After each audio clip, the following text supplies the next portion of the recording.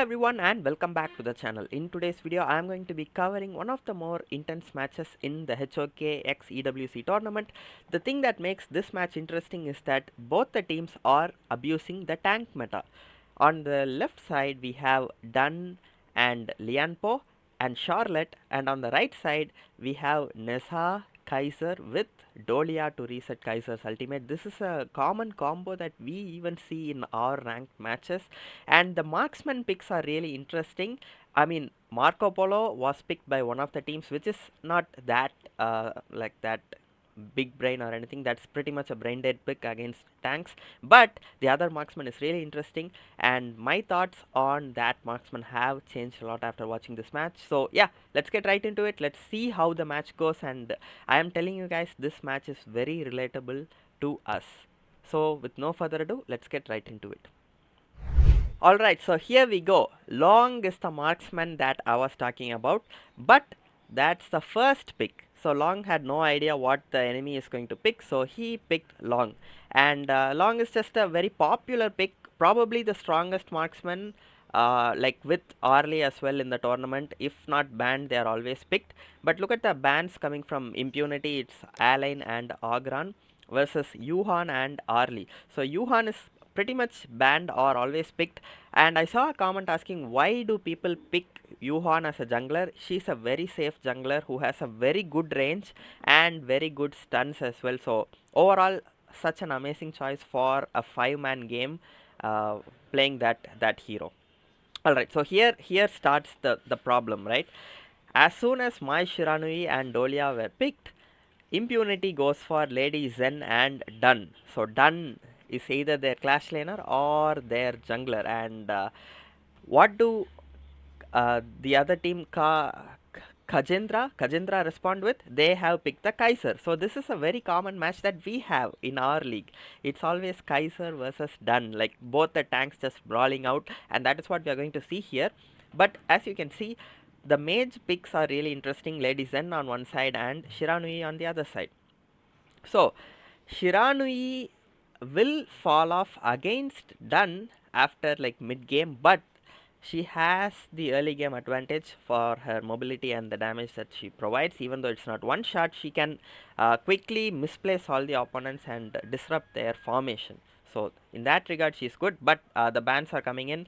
More clash laner bans coming from Impunity with Mayin and Dharma of the Rooster, and Kajendra has banned Dashao, the the most banned hero probably in the tournament, and then Zhang Fei as well. Two supports that are very strong have been banned. And look at the pick of Kajendra here. It is Nessa. So Nessa, again, we know it's going to be, at least even if it's not full tank, it will at least be a hybrid build. So they are going for like the double tank with Kaizer and Nessa. And now let's see what Impunity is going to respond with. Is it going to be more tankiness, or is it going to be like more damage based picks? Because they have Dunn, and Dunn is the jungler, right? I don't think Dunn will be ever played as a roamer in HoK like Arduin, because Dunn is such a powerful hero with that burn damage items, and also he deals good amounts of damage himself. And here we go, the two picks are going to be Charlotte and Lianpo. Look at the beauty of the picks, guys. It's Charlotte, Lianpo, Lady Zen, Dunn and Luang. So except Lady Zen, all the others are dive composition, and the pick here by Kajendra is of course going to be Marco Polo. Marco Polo is a very good counter to Lianpo, Charlotte and Don. But the problem is Marco Polo is very bad against Luang. Now why do I say Marco Polo is very bad against Luang? He can immediately stun Marco Polo as soon as he ults, and Luang's range is so long, right? It's so long, and he can always keep poking Marco Polo, which you will be seeing in this match. So this is going to be a very interesting match. It's tank versus tank. Let's see which team comes out on top. Okay, so here we go. The match has officially started, and Dunn is already invading, right? He did not go with his blue buff, but rather for some reason he goes to the chicken, at the top of the enemy jungle, and then he goes back to the blue buff, which is pretty interesting. I've never seen someone do that, and I don't know why someone would do that even. Guess they were going for like an invasion or something, and then decided to like, okay, let's just get the small creep and leave. If anyone else knows about what that strategy is, let me know in the comments, but I can't seem to think of a reason why Dunn would do that.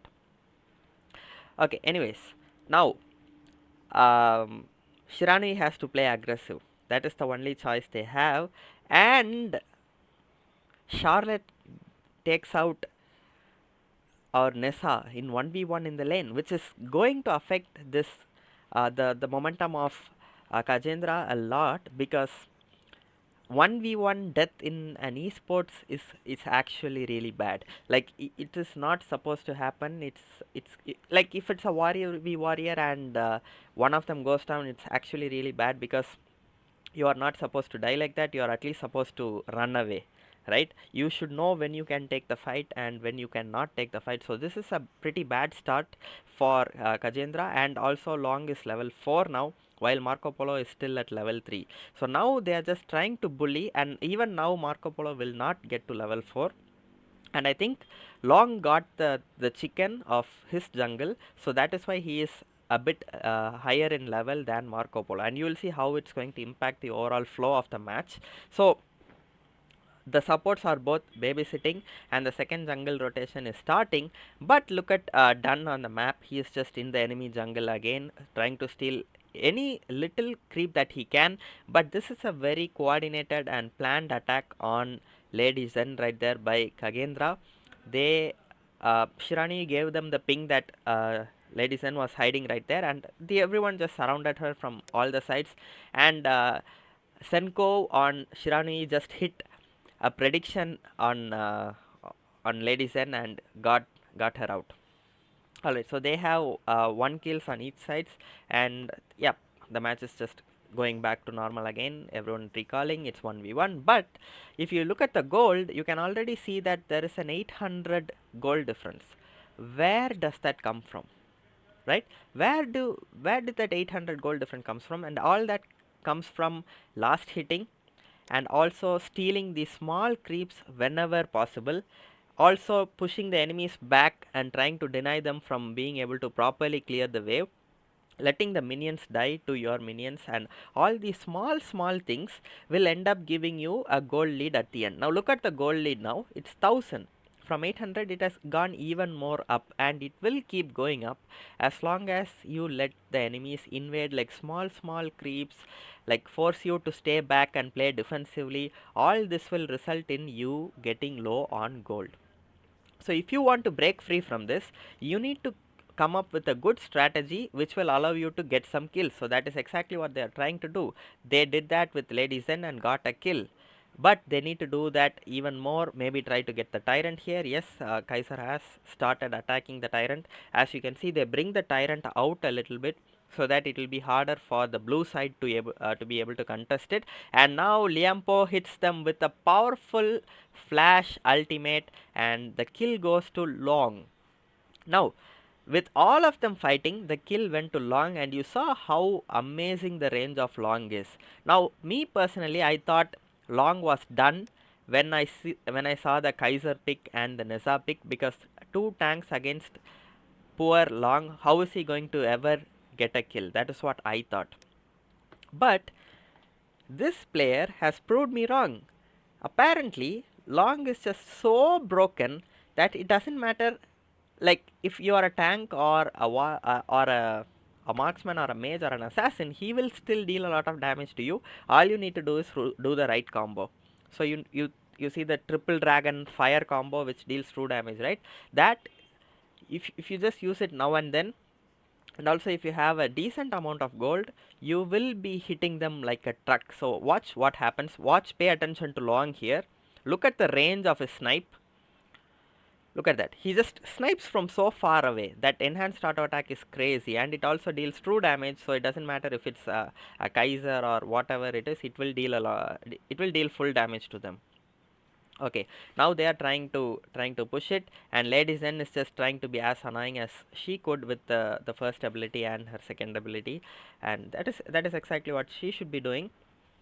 And now Kajendra are still not playing too passive. They are just trying to, they are still on the river. As you can see, they are still on the river going around the map. Look at the map, you can see that they are just staying on the river, trying to not let go of the map control so easily, and just they are still not playing defensive, which is nice. They just didn't run back into their tower and start hiding.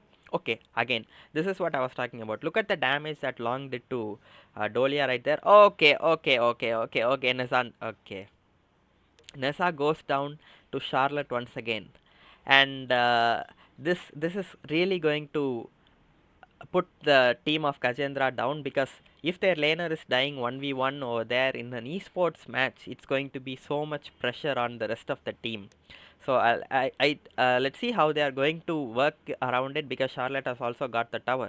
However, Marco Polo did clear the lane, and the minions are pushing the farm lane tower, but I don't think they will be able to get it because Charlotte is on her way to clear it again. Alright, so both the teams still they aren't very aggressive. They are just trying to pick up kills now and then. Even with the 2000 gold lead, Impunity isn't playing that aggressive, which makes sense because they really don't want to throw away the gold lead that they have by making a wrong play. That is very important. All they need to do now is to go for the major objectives, and it will just be hard for the Kajendra team to stop it. That's it. They don't need to go for kills. All they need to do is to go for major objectives. They have secured the gold lead. Now they need to secure the match, right? So yep, they are all doing that. Now the lane has switched. Long is in the top lane with his support again. Lianpo is just babysitting Long this whole match, and that will be the case till the end, because Long has a lot of gold, he has a lot of experience. If you look at that, Long is at level 10 while Marco Polo is at level 9. And here this was a very good engage from the side of Kajendra. This is what they need to do the comeback. And Shiranui is spearheading the whole project of Project Comeback is being spearheaded by Shiranui. You saw how she just engaged with her flash and then misplaced Lady Zen before she can use her abilities to escape. As you can see, Lady Zen still has her flash, but she just was not able to use it to get away because Shiranui was just very quick and stun chained. Look at the damage again. It might not look like a lot, but with ultimate on, he is only taking that much he's taking that much damage. And now the good thing about that engage is that since Kaizer does not have his ultimate now, he is not powerful. He will not fight. Kaizer without ultimate will never fight, right? So they can play aggressive now. They know that for the next 30-40 seconds Kaizer will not have his ultimate, which will allow them to roam slowly around, roam freely around the map and assert dominance. So now they are trying to get the mid lane tower. So far we haven't seen Marco Polo do anything at all, and the reason for that is Long just completely shut him down. This is supposed to be a Marco Polo game against Charlotte, Dunn and Lianpo. Marco Polo is the one who's supposed to shine, but laning against Long did make it a very hard time for him, and he's not really able to do anything as of yet. Let's see if that is going to change now. Okay, they are attacking, and Long is just on full fire mode on, but he was unfortunately not able to get the auto attack off. But they are pushing in the tower, trying to get the tower, and Kaizer had to use his ultimate once again defensively and not offensively. Now it's back on cooldown, but still, even though Dolia did reset it, now Dolia's ultimate is on cooldown, so it's pretty much the same thing. So every time they are trying their best to make Kaizer use his ultimate. So this is what, if you are facing Kaizer, this is something that you should also be trying to do.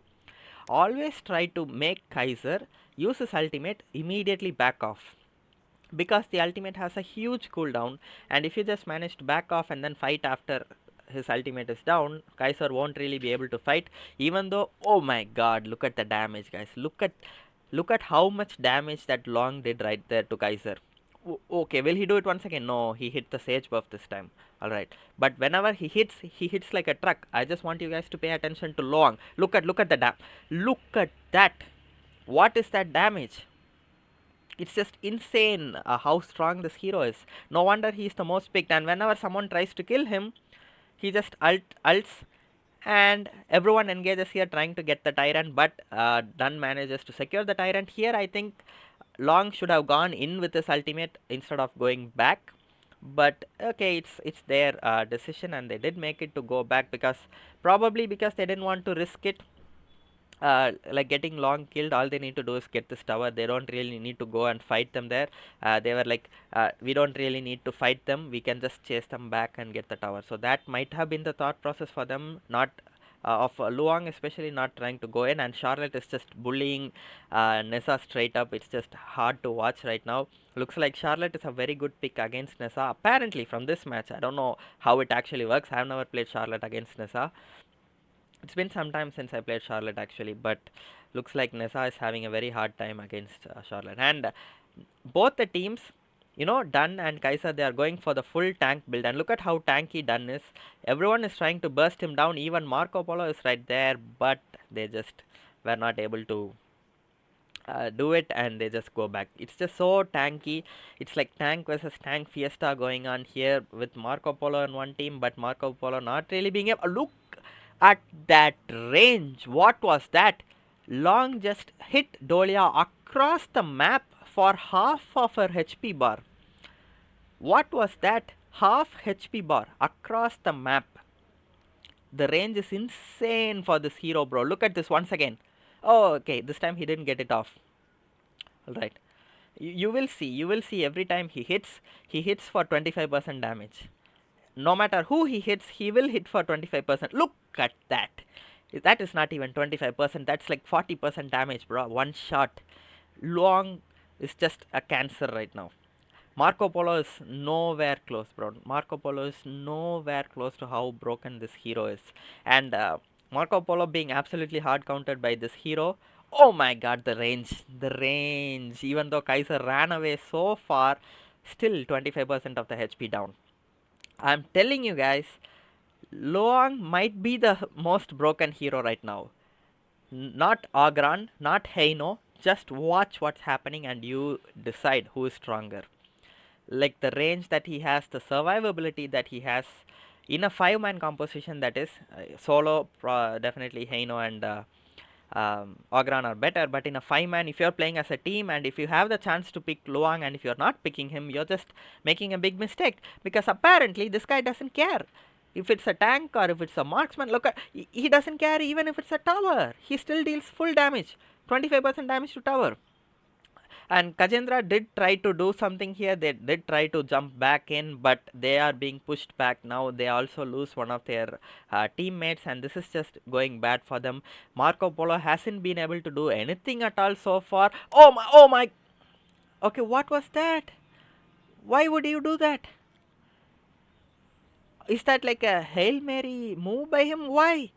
Guys, this is a competitive match. I don't know why did his team. I doubt his teammates told him to do that. Surely not, right? Like, why would they tell their marksman, bro, just go in, try to surprise them.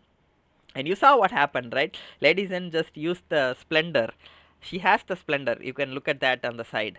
She used the splendor and just saved herself, and they got a free kill basically right there. Right now they're getting the tyrant.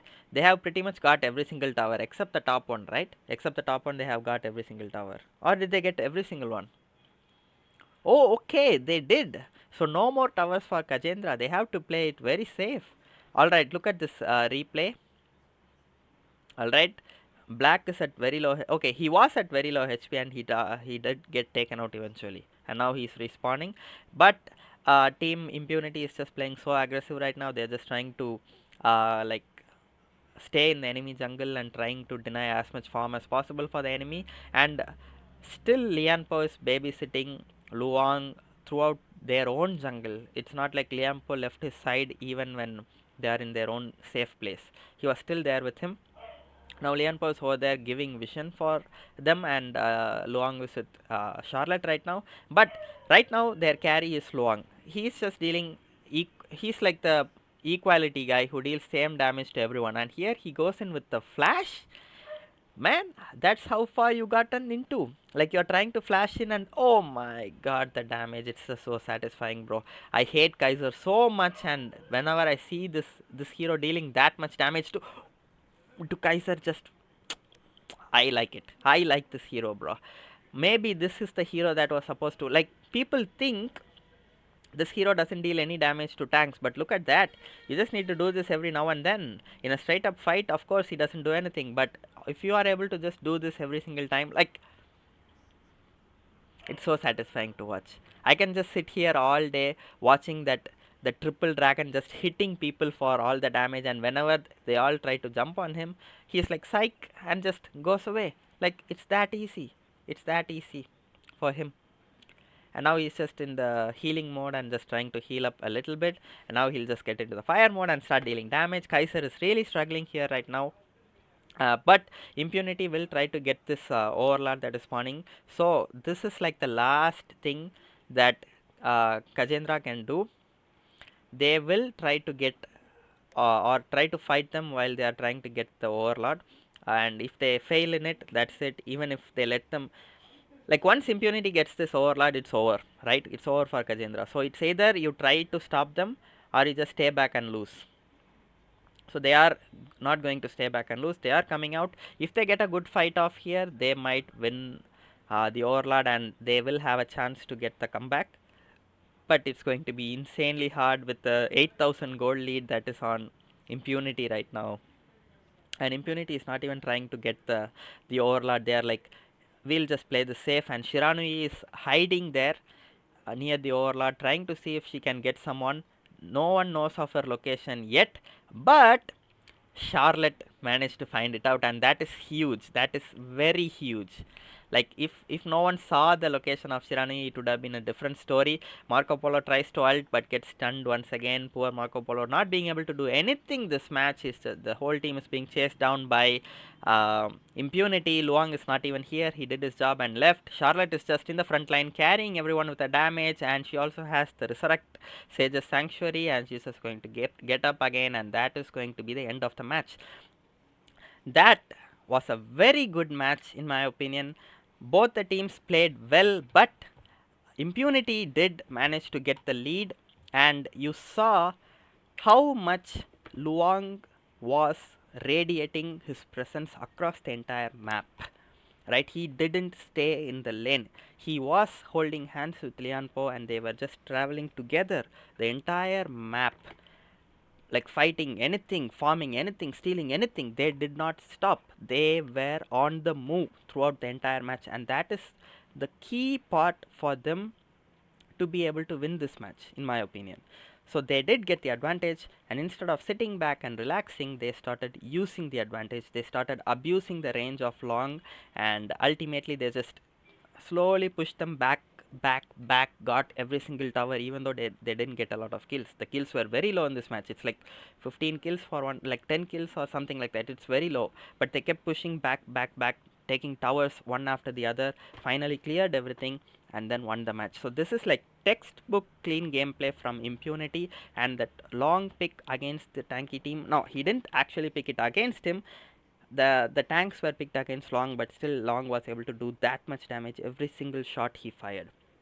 Right, so yeah, I hope this video was helpful for you guys. Let me know what other matches you guys want me to cover, and I will do it for you. And yeah, that's going to be it for the video, guys. I hope you all found this video entertaining and helpful, and if you did, make sure to support me by hitting the like and subscribe button. I hope you all have a really great day, and I'll see you guys in the next video.